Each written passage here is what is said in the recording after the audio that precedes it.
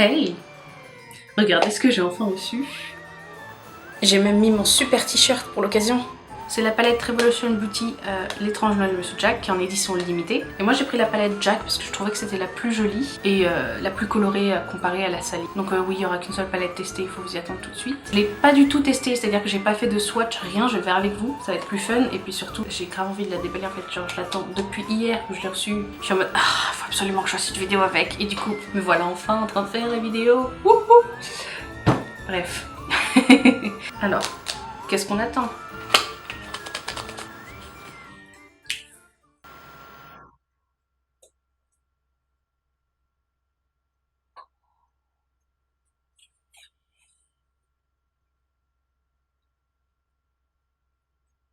A few moments later.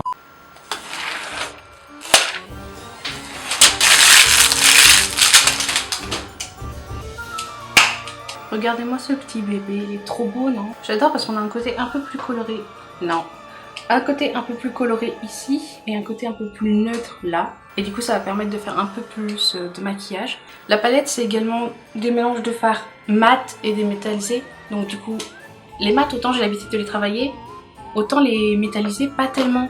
Donc du coup ça va être assez rigolo parce que ça va être quelque chose que je fais pas d'habitude et ça va me permettre de faire plein de make-up différents, donc ça c'est cool. J'ai également mon pote Lynn dont je vous affiche le lien quelque part sur la vidéo ou en barre d'infos, vous trouverez, qui a la même palette et du coup on s'est mis d'accord pour ne pas refaire une Marion Ayo Coralie Salomé avec la palette de Beauty Bay et de Nikki Tutorials. Du coup on s'est mis d'accord pour pas utiliser les mêmes couleurs ou alors à la limite une vite fait. Donc normalement tout devrait aller bien, on ne devrait pas avoir le make-up, ni la même forme, ni la même couleur. On est bon là-dessus. Bon, allez, il faut absolument que je swatch parce que franchement c'est cool. Déjà, moi la couleur qui m'a appelé le plus, c'était ce orange là.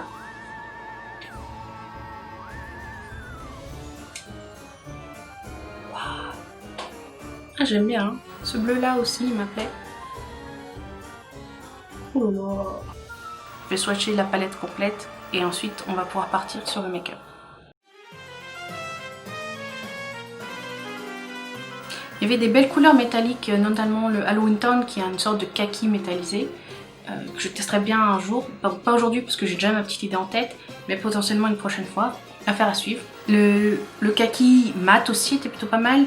Il me semble que le choc, qui est une sorte de rose champagne métallisé, qui était aussi très joli. Maintenant que ça c'est fait, on remarquera que je n'ai pas fait mon teint, mon contouring tout, parce qu'à côté de la palette que j'ai commandée chez Revolution Beauty, j'ai reçu un petit kit avec des échantillons de fond de teint de leur Conceal and Glow. Ça ressemble à ça. Moi vous le savez, je suis teinte vampire, sauf qu'il n'y avait plus les teintes fer à light, donc du coup j'ai pris light à medium. Et là c'est la teinte F4, donc on croise les doigts pour que ça soit ni trop foncé. Non, trop clair c'est pas possible. Trop clair c'est pas possible. Si c'est pas la première teinte, c'est pas possible que ce soit trop clair. Mais que ce soit pas trop foncé, et puis on va tester tout ça. Et une fois que j'aurai testé le fond de teint, j'irai faire le concealer, le contouring et tout en hors caméra, puisque ça, ce sont mes produits habituels et que donc ça ne nous intéresse pas, ou du moins ça n'a pas d'une grande importance dans l'histoire. Au pire, je vais en mettre au pinceau sur mon visage et ensuite je passerai mon éponge.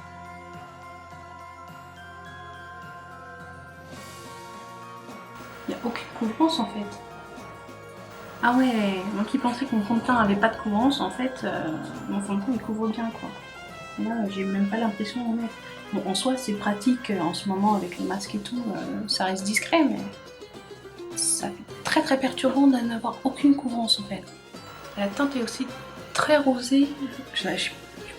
Ça me doit pas être non plus foncé que moi, mais c'est vrai que c'est très rose quoi en fait. Genre, j'ai vraiment l'impression de mettre un bronzant ou à la limite que le rouge de mes joues prenne tout le total en fait. Ah oui, j'ai mis des boucles d'oreilles aujourd'hui pour aller avec le thème. Wouhou, grosse folie, franchement.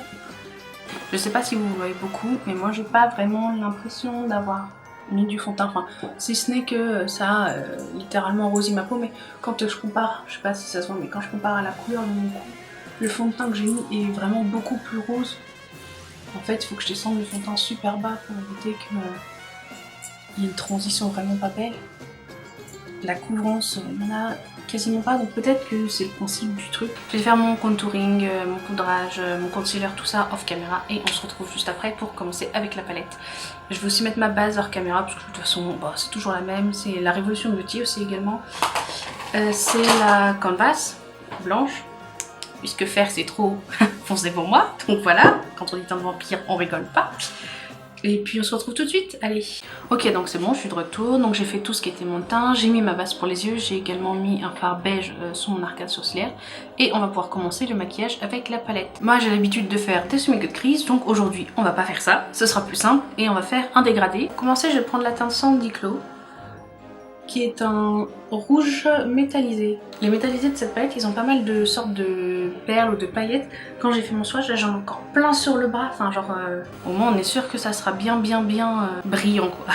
Du coup, le Sandy Close est un rouge foncé, donc je vais partir sur le coin extérieur et puis je vais aller à peu près jusqu'au tiers de mon œil pour faire une forme de dégradé. Waouh. Ah, la couleur elle est très jolie. Voilà, donc je vais m'arrêter à peu près là. Je vais le dégrader avec un pinceau blender sur les rebords, histoire de pouvoir 1. Fluidifier on va dire le maquillage, et 2. Faire en sorte que les autres couleurs se mixent bien. En tout cas ce rouge là il est très joli, il a l'air peut-être plus irisé que métallisé, parce que comparé à d'autres où il est vraiment plus soft. Mais ça reste quand même un rouge un peu livin, et du coup c'est pas des couleurs que j'ai l'habitude de voir souvent. Ouais, je me répète beaucoup en ce moment entre le orange et celle-là. Ce genre de rouge là en fait on a plus l'habitude de voir genre des rouges bien pétards. Et du coup un rouge lit de vin, bah moi j'aime beaucoup parce que ça change et parce que c'est des couleurs que bah, j'aime bien naturellement. Et du coup je vais pouvoir les utiliser plus souvent et je suis contente, voilà. Bon, blendant, ouais c'est son pareil, blendant. Ça se dégrade bien, donc c'est cool. Et donc je vais appliquer ça ici et on se retrouve après. On notera qu'il n'y a pas de chute et ça, c'est vachement bien. On espère que ça va continuer dans cette voie. Et cette fois, je vais prendre la teinte.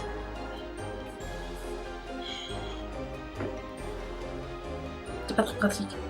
La teinte 0, qui est ici une sorte de rouge orangé en fait, pour faire une transition. Et pareil, je vais l'appliquer sur le deuxième tiers de mon œil.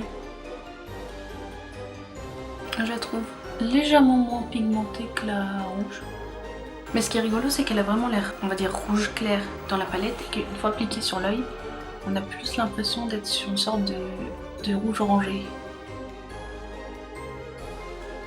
Et donc pareil, je reprends mon pinceau blender et ma première teinte et pour blender un petit peu tout ça. Ma foi, ça m'a l'air de se dégrader correctement, donc c'est bien. Même si j'avoue que la couleur orange du centre, je m'attendais à ce qu'elle soit un peu plus rouge que orange, mais bon, c'est pas très grave derrière. Et je vais fermer mon troisième tiers avec la couleur Pumpkin King. Pumpkin King, c'est pas facile à dire ça, Pumpkin. Bref, vous avez compris. Donc je vais appliquer celle-ci avec un petit pinceau boule dans mon troisième tiers de l'œil. Alors la couleur est légèrement plus claire que 0, mais du coup j'aurais pensé qu'il y aurait une plus grosse différence en fait. En fait la transition 0, elle est entre Sandy Close et Pumpkin... Sandy Close et le orange clair, et du coup bah... ça fait pas un max de transition. Enfin.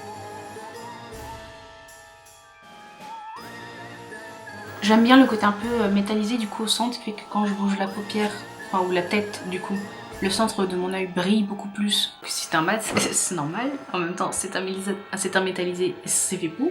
Mais c'est vrai que j'ai pas beaucoup l'habitude de travailler avec des métallisés, en général je préfère les mats. Du coup, bah ça change un petit peu. Ce que je vais faire maintenant, c'est que je vais reporter ces trois couleurs là en dessous. Et après ça, je vais mettre du coin interne et ensuite on pourra continuer.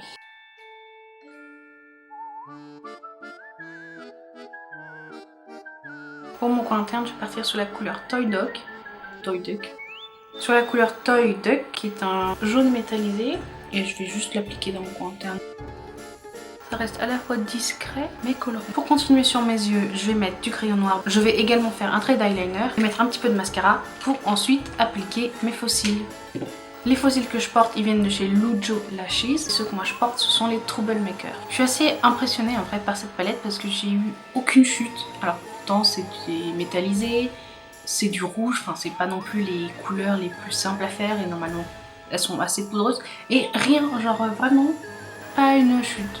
Nickel. Les couleurs, bah, elles sont pigmentées, vous avez pu le voir avec moi. Elle fonctionne bien. Le métallisé, il est très beau, il reflète la lumière. Enfin, j'ai rien à redire sur cette palette Révolution.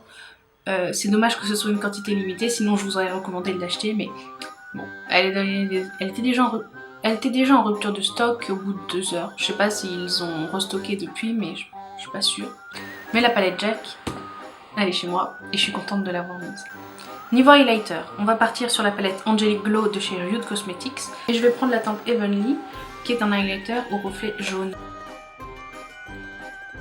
Et pour conclure avec les lèvres, je vais partir sur un rouge à lèvres liquide, un peu bordeaux, un peu chaud pour aller avec, donc, encore une fois, mes yeux. Ce serait dommage d'aller en contraste. Et donc celui que j'ai, c'est le rouge velouté sans transfert de chez Sephora. C'est la teinte 24. Il n'y a pas de prénom, enfin il n'y a pas de nom. Donc c'est la teinte 24.